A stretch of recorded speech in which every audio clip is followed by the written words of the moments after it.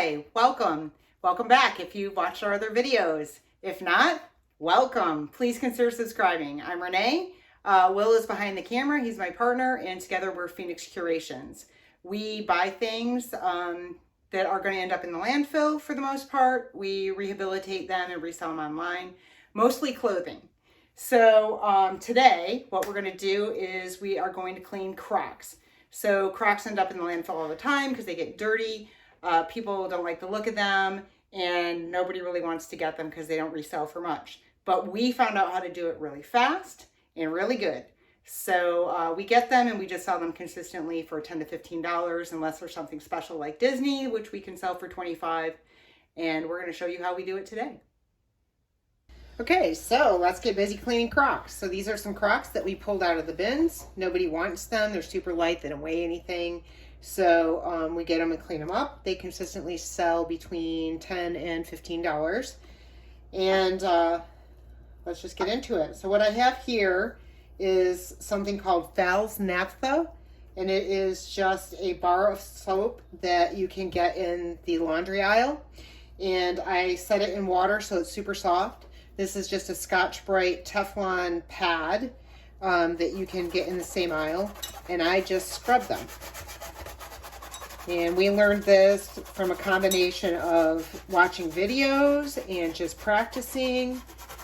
And we were shocked when we learned how to do it. A lot of people use magic eraser, which we did for a while. And we found this much easier. Pink is one of the hardest colors to get clean. And white and orange are right up there. This pair was quite dirty.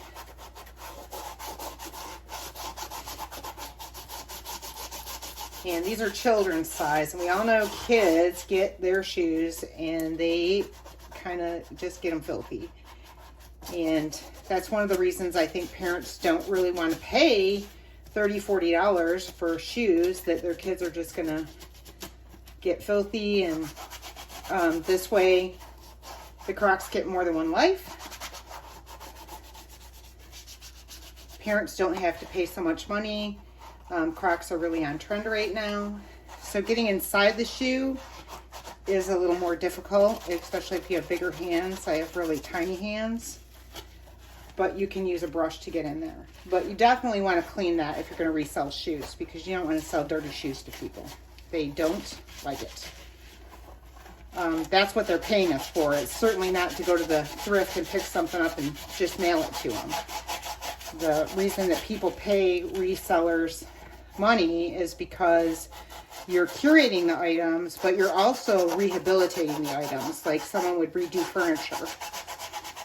So you're putting the effort and work into them. So let's see how it does.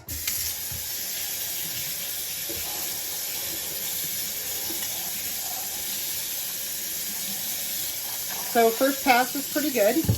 There's still a little bit of work that can be done here. I have a couple other tricks if this doesn't get it clean that I will show you in just a minute.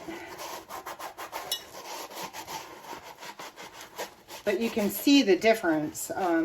It's really kind of incredible, and it really hasn't taken that much time. Crocs are pretty durable, so you really can scrub them. It's not going to hurt them a bit. It's like a little bit of tar in there.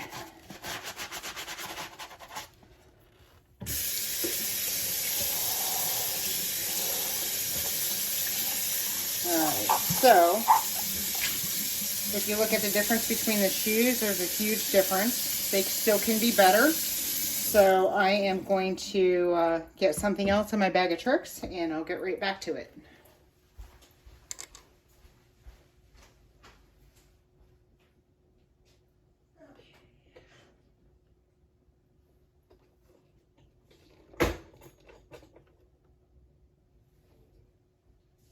I don't really want to use laps on camera because of what they are. Right. People will know. Let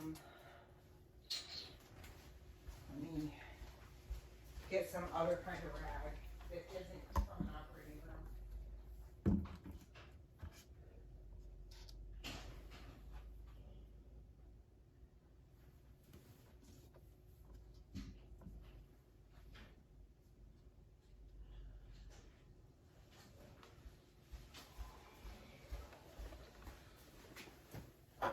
Okay. Hold on a second. Let's put that bowl so it's like, no, so it, I want to show a little bit more of it in camera, so bring it and turn it sideways so that you can see the, yeah, parallel to the sink. Okay. Yeah.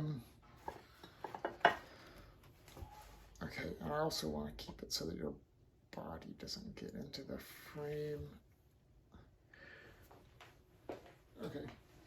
All right, so let's try the next bag of tricks. So this is Kaboom Scrubbing Bubbles. It does not have to be this brand. You can use any brand. We're not sponsored. No one knows who we are. This also works on the whites of tennis shoes. And you can just use a brush like this, which is a nail brush that got broken. You can use the Teflon pad. It works great. The scrubbing bubbles works great to whiten the rubber. And just a little bit on the bottom there. And let's see how it came out. So that really is pretty good right there. The only other thing that I might do if I wanted that to be super white, like on a tennis shoe, is I might just take some basic rubbing alcohol, put that on a rag, and just run it along the white bumper. And that will just make it extra white. And then there's a place in here where the gator, the croc is, that stays a little bit dirty. I don't ever get that completely clean. I just get it pretty good. And so you have that one clean. So the next step to rehabbing a croc is just to shine it. So there's some Armor All right there. Show them both side by side. Oh, yeah, yeah. So there you go. You can see how much better it is. It didn't take very much time, probably a little more because I'm talking. And then the Armor All, and I suppose you could use other things, but I use Armor All. You just spray it on there. Do not put it on the bottom because it will make them slippery. And I do put it on the inside because it's nice to have your foot slide in and out of there. And it just makes them look nice and clean. So there you go. You can see it's not perfect, but it certainly is pretty nice. It didn't take a long time. You can see the bottoms. So I think that most people, having watched this, would be comfortable putting their child in a used shoe. They definitely are super clean and good for use. So we'll go ahead and do the other one, and we might even show you another color. See, these are super easy because they're not pink.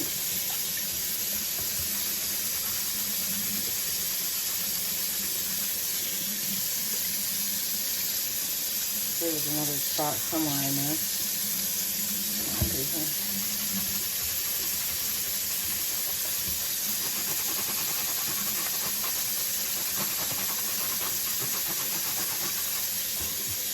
See, these don't even need the scrubbing bubbles, I don't think, do you?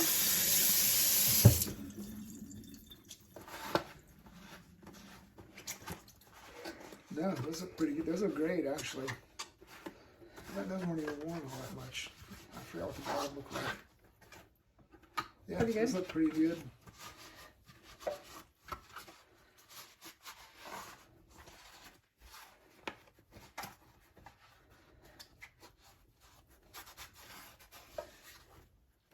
So we'll just shine.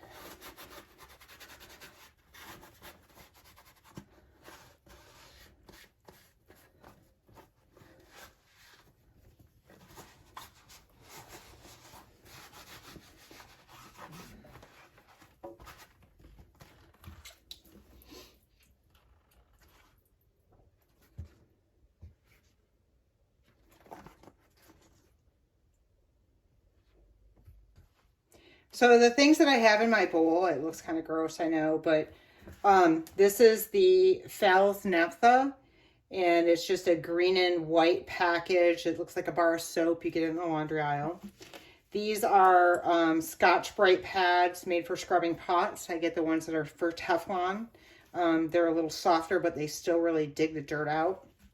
This is a magic eraser that's been used. I don't use this very much anymore because it is very difficult to use, although it does have its purpose. This is a brass brush. So I use this when I'm cleaning suede or leather products. It seems like a wire brush would be really harsh, but brass is actually quite soft and the ends are a little bit sharp. So they will clean, but they won't damage. So I'll just stick it in my cleaning solution and I'll just brush, and then you just kind of dry it off. This is just half of a nail brush that I repurposed. That gets in the crevices between the shoes and the treads. And this does the bumpers where it's like a woven pattern. And so that's it. There's no magic, nothing expensive. Kaboom is a product that I did use this time, but I've used lots of different kinds of scrubbing bubbles, and I'm not sure that the brand matters that much. And this is just 91% isopropyl alcohol, which you want to be careful with because it can dry things. So if you're going to use alcohol, just make sure that you want to go over it with something else, like the Armor All, which is a protectant that I used instead of crock butter. Some people do use crock butter, which is a name brand product. I've never used it. People like it. We're not knocking any way that anyone else does things. This is just the way we figured out to do it. And if you have a better way, leave it in the comments below because we want to know. We are always wanting to try things out and test things out. And this is the really fun part of what we do, to take something that's trash and turn it into something that's useful. Thanks for watching.